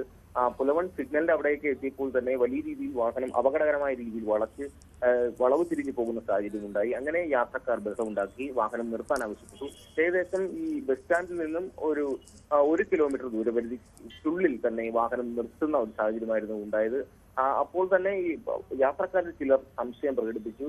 ഡ്രൈവർ മദ്യലഹരിയിലാവാം ഒരുപക്ഷെ വാഹനം ഓടിക്കുന്നത് എന്നുള്ള സംശയം പ്രകടിപ്പിച്ചു. അങ്ങനെ കണ്ടക്ടറും ഇടപെട്ട വിഷയത്തിൽ ഉടൻ തന്നെ പോലീസിൽ ഈ ഒരു സംഭവം വിവരമറിയിച്ചു. കൊട്ടാരക്കര പോലീസ് ഈ സംഭവം അറിഞ്ഞപ്പോൾ തന്നെ കൊട്ടാരക്കര KSRTCയിൽ നിന്നും ഒരു ഡ്രൈവറെയും കൂട്ടിയാണ് SI സ്ഥലത്തെത്തുന്നത്. അങ്ങനെ എന്തായാലും ഈ വാഹനം ഓടിച്ചിരുന്ന ആരോപിതനായ KSRTC ഡ്രൈവറെ കസ്റ്റഡിയിലെടുത്ത് വൈദ്യ പരിശോധന നടത്തിയപ്പോൾ അയാൾ മദ്യലഹരിയിലാണെന്ന് തന്നെ പോലീസിന് കണ്ടെത്താൻ സാധിച്ചു. എന്തായാലും വാഹനവും പോലീസ് കസ്റ്റഡിയിലെടുത്ത സാഹചര്യമുണ്ടായി. തീർത്ഥാടകരെ മറ്റൊരു വാഹനം അറേഞ്ച് ചെയ്ത് കടത്തിവിടുന്ന സാഹചര്യമായിരുന്നു ഉണ്ടായത്. അഭിലാഷ് എന്നാണ് ഈ KSRTC ഡ്രൈവറുടെ പേര്. അയാൾക്കെതിരെ നടപടി ഉണ്ടാകും. എന്തായാലും കൊട്ടാരക്കര പോലീസ് കേസെടുത്ത് അന്വേഷണം ആരംഭിച്ചിട്ടുണ്ട്. നമ്മുടെയൊക്കെ ആയുസ്സും ആരോഗ്യവും ഒക്കെ സൂക്ഷിച്ചാൽ നമുക്ക് കൊള്ളാം. എന്തായാലും KSRTC ബസ്സിൽ അതും കൊട്ടാരക്കരയിൽ നിന്ന് മൂകാംബിക ക്ഷേത്രം വരെ പോകുന്ന ദീർഘദൂര ബസ് ഓടിച്ച ഡ്രൈവറാണ് മദ്യലഹരിയിലായിരുന്നു എന്ന് കണ്ടെത്തിയത്. അഭിലാഷ് എന്ന ഡ്രൈവറെ പോലീസ് കസ്റ്റഡിയിലെടുത്തു. പകരം സർവീസ് മറ്റൊരു വാഹനത്തിൽ മറ്റൊരു ബസ്സിൽ തുടരുകയും ചെയ്തു. അപ്പോൾ പോലും വളരെ ആശങ്കയുണ്ടാക്കുന്ന ഒരു വാർത്തയാണ് ഇപ്പോൾ വരുന്നത്. വിനീഷാണ് വിശദാംശങ്ങൾ നൽകിയത്. ഇനി ഇടുക്കി തൊടുപുഴയിലെ ബിജു ജോസഫിന്റെ കൊലപാതകത്തിൽ പ്രതി ആഷിഖ് ജോൺസനെ ചോദ്യം ചെയ്യുന്നത് ഇന്നും തുടരും. കഴിഞ്ഞ ദിവസം തെളിവെടുപ്പിനിടെ ബിജുവിനെ കൊലപ്പെടുത്താൻ ഉപയോഗിച്ച കത്തി കണ്ടെടുത്തിരുന്നു. വിവരങ്ങളുമായി സാഗർ ചേരുന്നുണ്ട്. സാഗർ, ഈ കത്തി ഉപയോഗിച്ച് ഇയാളെ ബിജുവിന്റെ കയ്യിലും കാലിലുമൊക്കെ കുത്തി മുറിവേൽപ്പിച്ചിരുന്നു. അതായത് ക്രൂരമായ പീഡനത്തിന് ശേഷമാണ് ആ കൊലപാതകം നടന്നത് എന്ന് സാധൂകരിക്കുന്ന മൊഴിയാണോ ഇപ്പോൾ ആഷിഖിന്റെ ഭാഗത്തു നിന്നുണ്ടാവുന്നത്? തീർച്ചയായും അത്തരത്തിലൊരു കാര്യം തന്നെയാണ് ആഷിഖിന്റെ ഭാഗത്തു നിന്ന് ഇന്നലെ പോലീസിന് ലഭിച്ച വ്യക്തമായ ഒരു വിവരം. ഇക്കഴിഞ്ഞ വ്യാഴാഴ്ചയാണ് സാമ്പത്തിക തർക്കത്തെ തുടർന്ന് തൊടുപുഴ സ്വദേശിയായ ബിജു ജോസഫിനെ തന്റെ ബിസിനസ് പങ്കാളിയായിരുന്ന ജോമോന്റെ നേതൃത്വത്തിൽ കൊലപ്പെടുത്തിയത്. ഈ ജോമോൻ കൊട്ടേഷൻ സംഘത്തിന്റെ സഹായത്തോടെയായിരുന്നു ഇത്തരത്തിലൊരു കൊലപാതകം നടത്തിയത്. കേസുമായി ബന്ധപ്പെട്ട് ജോമോനെ കൂടാതെ കൊട്ടേഷൻ സംഘാംഗങ്ങളായ മുഹമ്മദ് അസ്ലം, മറ്റൊരു പ്രതിയായ ജോമിൻ എന്നിവരെ പോലീസ് അറസ്റ്റ് ചെയ്തിരുന്നു. ഈ കേസിൽ തന്നെ രണ്ടാം പ്രതിയാണ് എറണാകുളം സ്വദേശിയായ ആഷിഖ് ജോൺസൺ. ഇയാളെ ഇന്നലെയാണ് പോലീസ് അറസ്റ്റ് ചെയ്തത്. ഇയാൾ കാപ്പ കേസിൽ റിമാൻഡിലായിരുന്നു. തൊടുപുഴ പോലീസ് എത്തിയാണ് ഇന്നലെ ഇയാളെ തൊടുപുഴ കോടതിയിൽ ഹാജരാക്കിയത്. ഈ തൊടുപുഴ കോടതിയിൽ നിന്ന് ഇയാൾ റിമാൻഡ് കസ്റ്റഡിയിൽ വാങ്ങിച്ച ശേഷം ആഷിഖ് ജോൺസണുമായി തെളിവെടുപ്പ് നടത്തി. തെളിവെടുപ്പിനിടയിലാണ് ഒരു നിർണായക കണ്ടെത്തൽ നടത്തിയത്. അതായത് ഈ ബിജുവിനെ ക്രൂരമായി മർദ്ദിച്ച ശേഷമാണ് ആഷിഖ് ജോൺസൺ കൊലപ്പെടുത്തിയതെന്നാണ് പോലീസ് പറയുന്നത്. ആഷിഖ് ജോൺസണാണ് ബിജുവിനെ കൂടുതലായും ഉപദ്രവിച്ചത്. ഇത്തരത്തിലൊരു കാര്യം തന്നെയാണ് ഈ പ്രതികളായ മറ്റു 3 പേരും പോലീസിന് മൊഴി നൽകിയിരിക്കുന്നത്. ഈ ബിജുവിനെ ഏറ്റവും കൂടുതൽ മർദ്ദിച്ചതും കൊലപ്പെടുത്തിയതും ആഷിഖ് ജോൺസൺ ആണെന്ന് ഈ മറ്റു പ്രതികൾ പോലീസിന് മൊഴി നൽകിയിരുന്നു. ഈ പോസ്റ്റ്മോർട്ടം റിപ്പോർട്ടിൽ ബിജു ജോസഫിന്റെ പോസ്റ്റ്മോർട്ടം റിപ്പോർട്ടിൽ ആന്തരിക രക്തസ്രാവവും തലയ്ക്കേറ്റ ക്ഷതവുമാണ് മരണകാരണമെന്നാണ് കണ്ടെത്തിയിരുന്നത്. ഇത് കൂടാതെ ബിജുവിന്റെ ശരീരത്തിൽ മുറിവുകൾ ഉണ്ടായിരുന്നു. ഈ മുറിവിനെ കുറിച്ച് അന്വേഷിക്കണമെന്ന് അന്ന് തന്നെ അന്വേഷണ ഉദ്യോഗസ്ഥർ അറിയിച്ചിരുന്നു. തുടർന്നാണ് ഇന്നലെ ആഷിഖ് ജോൺസനെ തെളിവെടുപ്പിനെത്തിച്ചപ്പോൾ ഈ ശരീരത്തിലുണ്ടായ മുറിവ് ഏത് രീതിയിൽ ഉണ്ടായതാണെന്ന് ആഷിഖ് ജോൺസണോട് പോലീസ് ചോദിച്ചു. തുടർന്നാണ് ആഷിഖ് ജോൺസൺ താനാണ് ഇത്തരത്തിൽ കത്തി ഉപയോഗിച്ച് ക്രൂരമായി മർദ്ദിച്ച ശേഷം ബിജുവിനെ കൊലപ്പെടുത്തിയതെന്ന് പോലീസിനോട് അറിയിച്ചത്. ആഷിഖ് ജോൺസണുമായി മറ്റു പ്രതികളുമായി ഒരുമിച്ചിരുത്തി മറ്റും ചോദ്യം ചെയ്ത് തെളിവെടുപ്പ് നടത്തി. ആ ഒരു സാഹചര്യത്തിലാണ് ഈ ആഷിഖ് ബിജുവിനെ കുത്തിയ കത്തി ഈ ബിജുവിനെ കൊലപ്പെടുത്തിയ ഗോഡൌണിന് ഉള്ളിൽ നിന്നും കണ്ടെത്തിയത്. ഇന്നും ആഷിഖ് ജോൺസണുമായുള്ള തെളിവെടുപ്പും ചോദ്യം ചെയ്യലും തുടരും. ശ്രീജ. ശരി, PS സാഗറാണ് വിവരങ്ങൾ നൽകിയത് തൊടുപുഴയിൽ നിന്ന്. കോട്ടയം നഴ്സിംഗ് കോളേജിലെ റാഗിംഗ് കേസിൽ ഇന്ന് കുറ്റപത്രം സമർപ്പിക്കും. മൊബൈൽ ഫോൺ പ്രധാന തെളിവായാണ് കുറ്റപത്രം സമർപ്പിക്കുന്നത്. ജൂനിയർ വിദ്യാർത്ഥികളെ അതിക്രൂരമായി റാഗിംഗിന് ഇരയാക്കിയ കേസിൽ 5 സീനിയർ വിദ്യാർത്ഥികളാണ് പ്രതികൾ. ശ്രീജിത്ത് വിവരങ്ങളുമായി. ശ്രീജിത്ത്, വളരെ വേഗം തന്നെ കുറ്റപത്രം സമർപ്പിക്കുന്നതിലേക്ക് കടക്കുകയാണ്. തെളിവുകളുണ്ട്, ക്രൂരമായി പീഡിപ്പിക്കുന്നതിന്റെ ദൃശ്യങ്ങളുണ്ട്. എന്തൊക്കെയാണ് വിവരങ്ങൾ? തീർച്ചയായും വലിയ സസ്പെൻസുകളോ അല്ലെങ്കിൽ എന്തെങ്കിലും ഒന്നുമില്ല. ഈ പ്രതികൾ 5 പ്രതികളും ആണ് കുറ്റപത്രം വന്നിരിക്കുന്നത്. കൂടുതൽ പ്രതികളില്ല. പ്രധാനമായും ഈ 6 സാക്ഷികൾ ഇരകളായി എന്ന് പറയുന്ന 6 പേരെയും സാക്ഷികളാക്കിക്കൊണ്ട്, അതായത് ഒരാൾ പരാതിയാക്കി 5 പേരും സാക്ഷികളായിക്കൊണ്ടുള്ള കുറ്റപത്രമാണ് സമർപ്പിക്കുന്നത്. 40ഓളം സാക്ഷികളുണ്ട്. അതേസമയം തന്നെ ഈ ഹോസ്റ്റൽ വാർഡൻ ഒപ്പം തന്നെ പ്രിൻസിപ്പൽ വീഴ്ചയൊക്കെ ചൂണ്ടിക്കാണിച്ച് അവർക്ക് ഇതിലുണ്ട് എന്ന ആരോപണം വന്നു. പക്ഷെ അവർക്ക് ഈ കേസുമായി ഇതിൽ പങ്കില്ല എന്നാണ് കുറ്റപത്രത്തിൽ വ്യക്തമാക്കുന്നത്. എടുത്തു പറയേണ്ട ഒന്ന്, ഈ കുറ്റപത്രം സമർപ്പിക്കാതെ ഹൈക്കോടതി തയ്യാറായിരുന്നില്ല. വിചാരണ ഈ താഴെയുള്ള കീഴ്ക്കോടതികളും തുടർന്ന് ഹൈക്കോടതിയിലേക്കും ജാമ്യത്തിന് പോയെങ്കിലും ജാമ്യം തള്ളുകയാണ്. ശേഷം ഹൈക്കോടതി നിർദ്ദേശിച്ചത് ഈ കുറ്റപത്രം സമർപ്പിച്ച ശേഷം നിങ്ങൾ കോടതിയെ തന്നെ സമീപിക്കാനുള്ള നിർദ്ദേശമാണ് നൽകിയത്. അതുകൊണ്ട് തന്നെ ഈ കുറ്റപത്രം സമർപ്പിക്കുന്നത് പ്രതികൾക്ക് ഒരു പരിധിവരെ വേഗത്തിൽ സമർപ്പിക്കുന്നതുകൊണ്ട് ജാമ്യം ലഭിക്കുന്നതിന് ഗുണമാകും എന്ന കാര്യത്തിൽ സംശയമില്ല. പക്ഷേ എന്നിരുന്നാൽ തന്നെയും വളരെ വേഗത്തിൽ അന്വേഷണം പൂർത്തിയാക്കുന്നു. കാരണം കൂടുതൽ അന്വേഷണം, കൂടുതൽ തെളിവുകളൊന്നും വേണ്ട ഒരു കേസുമല്ല. തെളിവുകളെല്ലാം കൃത്യമായി ശേഖരിച്ചൊരു കേസാണ്. അതുകൊണ്ട് തന്നെ പോലീസിനെ സംബന്ധിച്ച് വളരെ പെട്ടെന്ന് അന്വേഷിക്കാനും കുറ്റപത്രം സമർപ്പിക്കാനും ആകുന്നു. ഏതാണ്ട് 32ഓളം രേഖകൾ ഉൾപ്പെടെ ഇതിന് തെളിവായി സമർപ്പിച്ചിട്ടുണ്ട്. അപ്പം തന്നെ ഈ മൊബൈൽ ഫോൺ ഉൾപ്പെടെ കോടതിയിൽ ഇതിനകം തന്നെ സമർപ്പിച്ചിട്ടുണ്ട്. ശാസ്ത്രീയ പരിശോധനയ്ക്കൊക്കെ അയച്ചിരിക്കുകയാണ്. എന്തായാലും ഇന്ന് ഉച്ചയോടെ കുറ്റപത്രം ഗാന്ധിനഗർ പോലീസ് SHO T ശ്രീജിത്താണ് സമർപ്പിക്കുക. ശരി, ജി ശ്രീജിത്താണ് വിവരങ്ങൾ നൽകിയത് കോട്ടയത്ത് നിന്ന്. ഇന്നലെ ഈ നേരത്തെ നമ്മൾ എമ്പുരാൻ്റെ വിശേഷങ്ങൾ ചർച്ച ചെയ്യുകയായിരുന്നു. എമ്പുരാൻ സിനിമയെക്കുറിച്ചുള്ള വിവരങ്ങൾ അറിയാൻ ആകാംക്ഷയോടെ കാത്തു നിൽക്കുന്ന ഒരു സമയമായിരുന്നു ഇത്, 7:30 പക്ഷേ ഇന്ന് ഈ സമയമായപ്പോഴേക്കും ഏതാണ്ട് 24 മണിക്കൂർ പിന്നിട്ടപ്പോഴേക്കും തമിഴ് വെബ്സൈറ്റുകൾക്ക് പുറമെ ടെലഗ്രാമിലും വ്യാപകമായി പ്രചരിക്കുകയാണ് പൃഥ്വിരാജിൻ്റെ മോഹൻലാൽ ചിത്രം എമ്പുരാൻ. റിലീസായ ആദ്യ ദിനം മണിക്കൂറുകൾക്കകം ചിത്രത്തിൻ്റെ വ്യാജ പതിപ്പ് എത്തി. ഐഷത്തുൽ ഷംന വിവരങ്ങളുമായി. ഷംന, ഇന്നലെ ഈ തമിഴ് സൈറ്റുകളിലൊക്കെ ഇത് പ്രചരിക്കുന്നുണ്ടെന്ന് കണ്ടപ്പോൾ നമ്മൾ ഡെസ്കിലൊക്കെ സംസാരിച്ചിട്ടുണ്ട്, ഇത് ഒറിജിനലാണോ, ഇത് പറ്റിക്കാൻ വേണ്ടി ലിങ്ക് ഇടുന്നതാണോ എന്നൊക്കെ. പക്ഷേ മണിക്കൂറുകൾക്കകം തന്നെ വ്യാജ പതിപ്പ് പ്രചരിച്ചിരിക്കുന്നു. ഇപ്പോൾ അവർ നിയമ നടപടിക്ക് ഒരുങ്ങുന്നു എന്ന് പറയുന്നു. ഇതിൽ ബോധപൂർവമായൊരു ചോർത്തലുണ്ട് എന്ന സംശയമുണ്ടോ? തീർച്ചയായും ശ്രീജ, അങ്ങനെ തന്നെ വേണം കരുതാൻ. കാരണം ഇന്നലെ 6 മണിക്ക് ഫസ്റ്റ് ഷോ എത്തി, അതിന് പിന്നാലെ വ്യാജ പതിപ്പുകൾ പ്രചരിക്കുന്നു എന്ന തരത്തിൽ വാർത്തകൾ വന്നു. പക്ഷേ അതൊരു വ്യാജ വാർത്തയായിരുന്നു. പിന്നീട് വൈകിട്ട് 5 മണിയോടുകൂടിയാണ് ചിത്രത്തിന്റെ വ്യാജ പതിപ്പുകൾ തമിഴ് സൈറ്റുകളിലെത്തിയത്. ഒപ്പം തന്നെ HD പതിപ്പുകൾ, മലയാളം HD പതിപ്പുകളാണ് ഇത്തരത്തിൽ സൈറ്റിൽ വ്യാപകമായി പ്രചരിക്കാൻ തുടങ്ങിയത്. അതിനുശേഷം ടെലഗ്രാമിൽ കൂടി ഇത്തരത്തിൽ വ്യാപകമായി ചിത്രത്തിന്റെ വ്യാജ പതിപ്പുകൾ എത്തി. നേരത്തെയും ഇതുപോലെയുള്ള വലിയ റിലീസുകൾ, അതായത് ഈ പ്രേക്ഷകർ ഏറെ ആകാംക്ഷയോടെ പ്രതീക്ഷയോടെ കാത്തിരുന്ന ഒരു റിലീസായിരുന്നു എമ്പുരാന്റെ. മലയാള സിനിമയെ ലോക സിനിമയിൽ തന്നെ ഇടം പിടിക്കാവുന്ന തരത്തിലേക്ക് മലയാള സിനിമയുടെ ഒരു ഗതി മാറ്റുന്ന ചിത്രം. അതുപോലെ ഏറെ നാളുകൾക്ക് ശേഷം ആരാധകർ കാത്തിരുന്ന ഒരു മോഹൻലാൽ ചിത്രം, അങ്ങനെ വേണം എമ്പുരാന്റെ റിലീസിനെ പറയാൻ. കാരണം മോഹൻലാൽ ആരാധകർ ഒപ്പം തന്നെ മലയാളി പ്രേക്ഷകരൊക്കെ ഏറെ ആവേശത്തോടെ കാത്തിരുന്ന ഒരു ചിത്രമായിരുന്നു. അങ്ങനെ നിരവധി വലിയ രീതിയിലുള്ള ഒരു ബജറ്റ് മുടക്കി റെക്കോർഡ് ബുക്കിംഗ് നൽകി. അടുത്ത ഒരാഴ്ചത്തേക്ക് ടിക്കറ്റ് കിട്ടാനില്ല, അത്രയധികം ബുക്കിംഗ് നേരത്തെ തന്നെ വിറ്റുപോയി. അങ്ങനെയൊക്കെ ഏറെ പ്രതീക്ഷയോടെ വലിയ ആവേശത്തോടെ നമ്മൾ കാത്തിരുന്ന ഒരു എമ്പുരാൻ റിലീസ്, മലയാള സിനിമ റിലീസ്, അത് റിലീസായി ആദ്യ ദിവസം തന്നെ മണിക്കൂറുകൾക്കുള്ളിൽ വ്യാപകമായി പ്രചരിച്ചു. അതും ചിത്രത്തിൻ്റെ മലയാള പതിപ്പ് തമിഴ് വെബ്സൈറ്റിൽ ചോർന്നതിന് പിന്നാലെ ഇത്തരത്തിൽ ടെലഗ്രാമിലും ചോർന്നു.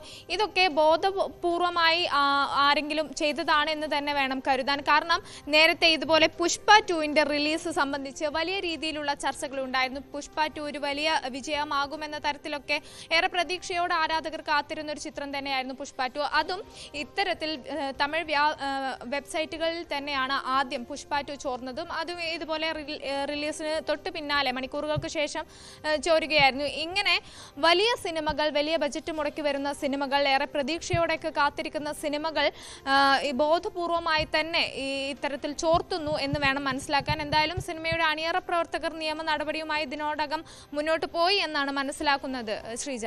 ശരി, ഐഷത്തുൽ ഷംനയാണ് വിവരങ്ങൾ നൽകിയത്. എത്ര കോടി ഈ സിനിമയ്ക്ക് വേണ്ടി ചെലവാക്കി എന്ന് അണിയറ പ്രവർത്തകർ ഇതുവരെ പറഞ്ഞിട്ട് പോലുമില്ല. അത്രയധികം പൈസ ചെലവിട്ടെടുത്തൊരു സിനിമയാണ്. ഇന്നലെ ഞാൻ തിയേറ്ററിൽ പോയി കണ്ടിരുന്നു. അപ്പോൾ സിനിമയുടെ ഒരു വിഷ്വൽ ട്രീറ്റ്, അത് ഒരുക്കി വെച്ചിരിക്കുന്ന ഒരു ദൃശ്യ വിസ്മയമുണ്ട്. അത് ശരിക്കു പറഞ്ഞാൽ അത് തിയേറ്ററിൽ കാണേണ്ടതാണ്, വലിയ സ്ക്രീനിൽ വളരെ വ്യക്തതയോടെ കാണേണ്ടതാണ്. അതുകൊണ്ട് തന്നെ ഇതിൽ ഫോണിനകത്ത് കാണുന്നത് ഒന്ന് ശിക്ഷാർഹമാണ്. പക്ഷേ നിങ്ങൾക്ക് ആ സിനിമ ഒരു എക്സ്പീരിയൻസ് ആവണമെന്നുണ്ടെങ്കിൽ മറ്റെല്ലാ അഭിപ്രായ വ്യത്യാസങ്ങൾക്കും അപ്പുറം ആ സിനിമ തിയേറ്ററിൽ തന്നെ പോയി കാണേണ്ടതാണ്. അപ്പോൾ ചോർത്തുന്നവരും ചോർത്തി കാണുന്നവരും ഒക്കെ പ്രത്യേകം ശ്രദ്ധിക്കുക. എന്തായാലും വളരെ കർശനമായ നിയമ നടപടികളിലേക്കായിരിക്കും അണിയറ പ്രവർത്തകർ പോകുന്നത്. ചിലപ്പോൾ ഇത് ഷെയർ ചെയ്തു എന്നതിൻ്റെ പേരിലും ഒക്കെ നിങ്ങൾക്കെതിരെയും കുറ്റം ഉണ്ടാകാം എന്ന് സൂക്ഷിച്ചു വേണം അത്തരം കാര്യങ്ങളിലേക്കൊക്കെ, അത്തരം തെറ്റായ കാര്യങ്ങളിലേക്ക് കടക്കുന്നത്. ഷംനയാണ് ന്യൂസ് ഡെസ്കിൽ നിന്ന് വിവരങ്ങൾ നൽകിയത്. പുനലൂർ താലൂക്ക് ആശുപത്രിയിൽ പൂച്ച മാന്തിയെത്തിയ രോഗിക്ക് ചികിത്സ നൽകാതെ മെഡിക്കൽ കോളേജിലേക്ക് അയച്ചതിനെ ചോദ്യം ചെയ്ത HMC മെമ്പറെ ആശുപത്രി ജീവനക്കാർ കയ്യേറ്റം ചെയ്തു എന്ന് പരാതി. ചികിത്സ നിഷേധിക്കപ്പെട്ട രോഗിയും HMC അംഗവും മുഖ്യമന്ത്രിക്കും ആരോഗ്യമന്ത്രിക്കും പരാതി നൽകി. കൊട്ടാരക്കര താലൂക്ക് ആശുപത്രിയിലെ ഡോക്ടർ വന്ദന ആക്രമണത്തിൽ കൊല്ലപ്പെട്ടതിന് ശേഷം ആരോഗ്യമേഖലയിൽ നിലവിൽ വന്ന പ്രൊട്ടക്ഷൻ ആക്ട് പുനലൂർ താലൂക്ക് ആശുപത്രി ജീവനക്കാർ ദുരുപയോഗിക്കുന്നു എന്നാണ് പരാതി.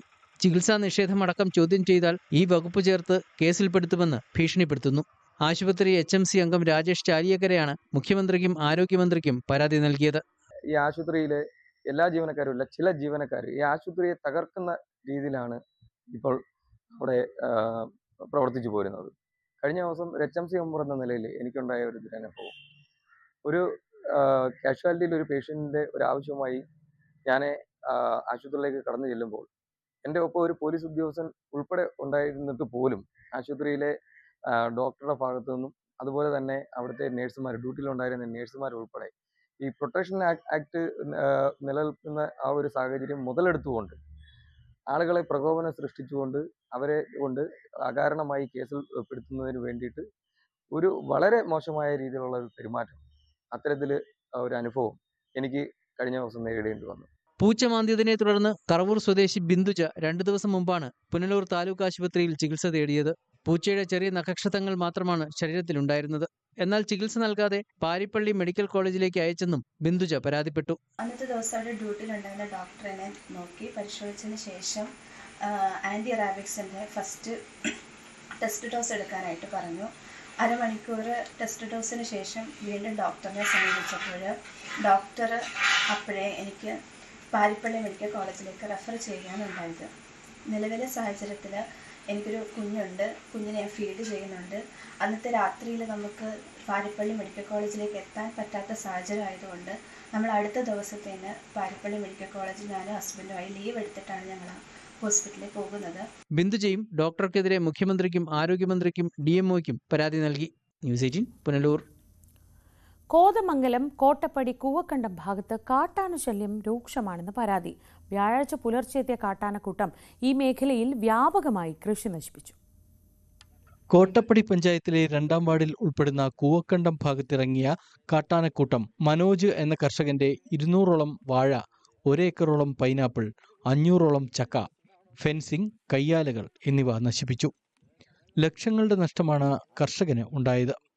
ആനശല്യത്തിന് ശാശ്വത പരിഹാരം ഉണ്ടാകണമെന്നും നഷ്ടപരിഹാരം ലഭ്യമാക്കണമെന്നും കൃഷിയുടമ മനോജ് ആവശ്യപ്പെട്ടു. എനിക്കിവിടെ കഴിഞ്ഞ ദിവസം ആന വന്ന് കയറിയിട്ട് ഒരു 600 വാഴ വെച്ചതിൽ ഒരു 200 വാഴയുടെ അടുത്ത് നശിപ്പിച്ച് കളഞ്ഞിട്ടുണ്ട്. പിന്നെ പൈനാപ്പിൾ 1 ഏക്കറോളം പൈനാപ്പിൾ ഇപ്പോൾ ഇവിടെ നശിപ്പിച്ചിട്ടുണ്ട്. പിന്നെ കൃഷി ചെയ്തുകൊണ്ടിരുന്ന പാടം ഒന്നും ചെയ്യാൻ പറ്റാത്ത അവസ്ഥയായിട്ട് 2 വർഷത്തിന് മുകളിലായി. എനിക്ക് അത് കാരണം ഞാനത് കൊക്കോയും വാഴയും വെച്ചിരിക്കുകയാണ്. അതാണ് ഇപ്പം നശിപ്പിച്ചുകൊണ്ടിരിക്കുന്നതും. പിന്നെ അതിനോട് ചേർന്നുള്ള പ്രദേശത്തെ പ്ലാവിൻ്റെ തോട്ടം പിടിപ്പിച്ചിട്ടുണ്ട്. ആ തോട്ടത്തിലെ കംപ്ലീറ്റ് ഒരു 500 ചക്കെങ്കിലും ഉണ്ടായിരുന്നു, അതെല്ലാം നശിപ്പിച്ച് കളഞ്ഞു. ആനുപാതികമായ തുക നഷ്ടപരിഹാരമായി ലഭിക്കണമെന്ന Kottappadi panchayat president Mini Gopi, Kottappadi saint Sebastian church വികാരി ഫാദർ റോബിൻ പടിഞ്ഞാറക്കുറ്റ എന്നിവർ ആവശ്യപ്പെട്ടു. ഇതിൽ നമുക്ക് കാണുമ്പോൾ വലിയൊരു സങ്കടം തോന്നുന്നത് എന്താണെന്ന് വെച്ചിട്ടുണ്ടെങ്കിൽ ഇവർ പാരമ്പര്യമായിട്ട് തന്നെ ഇവരുടെ പറമ്പിലും പണിക്കാരുടെ കൂടെ തന്നെ 2 പേരും ഈ മനോജിൻ്റെ അച്ഛനും അമ്മയും സ്കൂൾ മാസ്റ്റർമാരാണ്. അവരും ഈ കുടിയിൽ നന്നായി പണിയെടുക്കുന്നവരാണ്. അതുപോലെ തന്നെയാണ് നമ്മുടെ ഈ മനോജും ഫുൾ ടൈം ഇതിൽ എല്ലാവരും കൂടെ പണിക്കാരുടെ കൂടെ നിന്നുകൊണ്ട് പരിപാലിക്കുന്ന ഒരാൾ കൂടിയാണ്. അപ്പോൾ ആ പ്രദേശത്ത് വലിയ രാത്രിയിലൊക്കെ എന്നെ വിളിച്ചിട്ട് വലിയ സങ്കടത്തോടു കൂടി പറയുന്നത് വലിയൊരു നഷ്ടമാണ് വന്നിട്ടുള്ളത്. അതിൻ്റെ കണക്ക് നോക്കി കഴിഞ്ഞിട്ടുണ്ടെങ്കിൽ ഞാൻ പറയാം, ഇപ്പോൾ ഫെൻസിങ് അടക്കം ചെയ്തിട്ടും ഇപ്പോൾ ആന മരം മറിച്ചിട്ടുകൊണ്ട് ഇതിലകത്ത് കയറി നശിപ്പിച്ചിട്ടുണ്ട്. ലക്ഷക്കണക്കിന് രൂപയുടെ നഷ്ടമാണ് വന്നിട്ടുള്ളത്.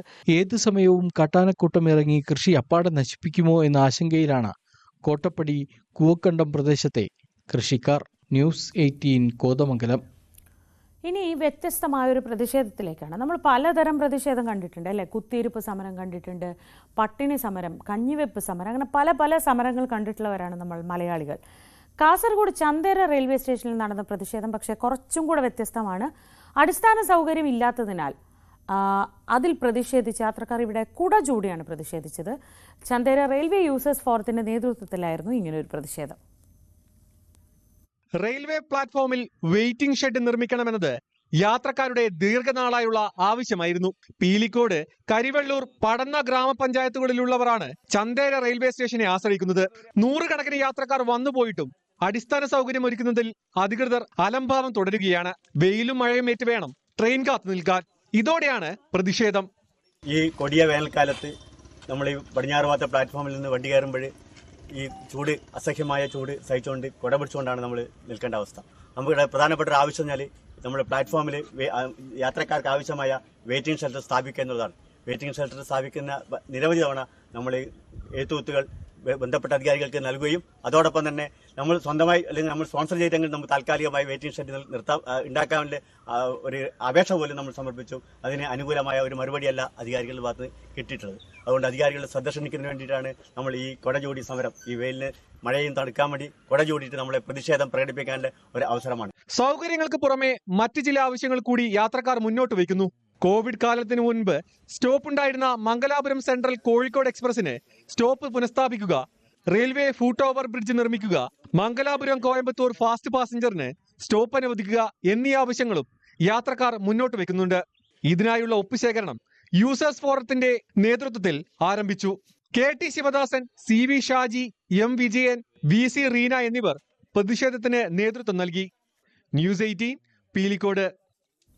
കൊടകര കുഴൽപ്പണ കേസിൽ BJPയെ വെള്ളപൂശി കുറ്റപത്രം സമർപ്പിച്ചതിനെതിരെ കൊച്ചിയിലെ ED ആസ്ഥാനത്തേക്ക് ഇന്ന് CPMന്റെ പ്രതിഷേധ മാർച്ച്. കേസിൽ BJP ബന്ധം വ്യക്തമാക്കുന്ന പോലീസ് റിപ്പോർട്ട് അട്ടിമറിച്ചാണ് BJPയെ സംരക്ഷിച്ച് കുറ്റപത്രം സമർപ്പിച്ചതെന്നാണ് ആരോപണം. ആജ്ഞ രവീന്ദ്രൻ വിവരങ്ങളുമായി. ആജ്ഞ, കഴിഞ്ഞ ദിവസം EDയുടെ കുറ്റപത്രം വന്നപ്പോൾ തന്നെ നമ്മൾ സ്വാഭാവികമായി പ്രതീക്ഷിച്ചതാണ് ഈ വിഷയത്തിൽ പ്രതിഷേധങ്ങളും പ്രതികരണങ്ങളും ഒക്കെ വരുമെന്ന്. ഇന്നിപ്പോൾ എങ്ങനെ പ്രതിഷേധിക്കുന്നു CPM? ശ്രീജ, ED ഓഫീസിലേക്കാണ് ഇവിടുത്തെ എറണാകുളം ജില്ലയിലെ CPMന്റെ നേതൃത്വത്തിൽ മാർച്ച് നടത്തുന്നത്. കൊടകര കുഴൽപ്പണ കേസിൽ BJPയെ വെള്ളപൂശിയാണ് ED കുറ്റപത്രം സമർപ്പിച്ചിരിക്കുന്നതെന്ന് ആരോപിച്ചുകൊണ്ടാണ് പ്രതിഷേധം. അതുപോലെ ഇന്ന് രാവിലെ 10 മണിക്ക് കൊച്ചി ED ഓഫീസിലേക്കാണ് പ്രതിഷേധം ഉണ്ടാകുന്നത്. കൊടകര കുഴൽപ്പണ കേസിൽ BJP ബന്ധം വ്യക്തമായി വെളിപ്പെടുത്തുന്ന സാഹചര്യം ഉണ്ടായിട്ട് പോലും അത്തരമൊരു റിപ്പോർട്ട് പോലീസ് സമർപ്പിച്ചതിന് അട്ടിമറിച്ചാണ് BJP സംരക്ഷിച്ചുകൊണ്ട് ED കുറ്റപത്രം സമർപ്പിച്ചിരിക്കുന്നതെന്നാണ് CPM ആരോപിക്കുന്നത്. കലൂർ PMLA കോടതിയിലാണ് ED കുറ്റപത്രം സമർപ്പിച്ചത്. 23 പ്രതികളാണ് കുറ്റപത്രത്തിലുള്ളത്. ആലപ്പുഴയിലെ ബസ് വാങ്ങുന്നതിന് ഡ്രൈവർ ഷജി കൊടുത്തുവിട്ട 3.56 കോടി രൂപ കൊടകരയിൽ വെച്ച് കൊള്ളയടിക്കപ്പെടുകയായിരുന്നുവെന്നും പണത്തിന്റെ ഉറവിടം സംബന്ധിച്ച രേഖകൾ ധർമ്മരാജ് ഹാജരാക്കിയിരുന്നെന്നും ED കുറ്റപത്രത്തിൽ വിശദീകരിക്കുന്നുണ്ട്. BJPയുടെ പണമായിരുന്നില്ല കൊണ്ടുവന്നത്, അതുകൊണ്ട് ഇനി തുടരന്വേഷണം വേണ്ടതുമാണ് ഈ കാര്യത്തിൽ ED വാദം ഉന്നയിച്ചത്. പോലീസ് കണ്ടെത്തിയ കളവ് മുതൽ 3 ലക്ഷം രൂപയും 8 ലക്ഷം രൂപയുടെ വസ്തുവും കണ്ടുകെട്ടിയതായും ED പറയുന്നുണ്ട്.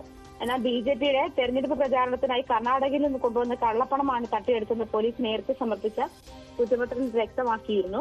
ഈ കുറ്റപത്രം തള്ളിക്കളഞ്ഞുകൊണ്ടാണ് ED ഇത്തരത്തിൽ ഈ BJPയെ സംരക്ഷിക്കുന്ന നിലപാട്, BJPയെ വെള്ളപൂശുന്ന നിലപാടെടുത്തതെന്നാണ് CPMന്റെ ആരോപണം. ഇതിൽ പ്രതിഷേധിച്ചാണ് മാർച്ച്. ശരി, ആജ്ഞ രവീന്ദ്രനാണ് വിവരങ്ങൾ നൽകിയത് കൊച്ചിയിൽ നിന്ന്. ഇന്നത്തെ ദിവസത്തിന്റെ മറ്റൊരു പ്രത്യേകത ഇന്ന് ഖുദ്സ് ദിനമാണ്. എന്താണ് ഈ ഖുദ്സ് ദിനം എന്നോ? പലസ്തീനികൾക്ക് പിന്തുണ പ്രഖ്യാപിക്കാനും പലസ്തീനിലെ സയനിസ്റ്റ് അധിനിവേശം അവസാനിപ്പിക്കാൻ ആവശ്യപ്പെടാനും അന്താരാഷ്ട്ര തലത്തിൽ ആചരണ ദിനമാണ് ഖുദ്സ് ദിനം. ലോകത്തിന്റെ വിവിധ ഭാഗങ്ങളിൽ ഇന്ന് ഖുദ്സ് ദിന റാലികൾ നടക്കും. ഐഷത്തുൽ ഷംന ന്യൂസ് ഡെസ്കിൽ നിന്ന് വിവരങ്ങളുമായി ഷംന.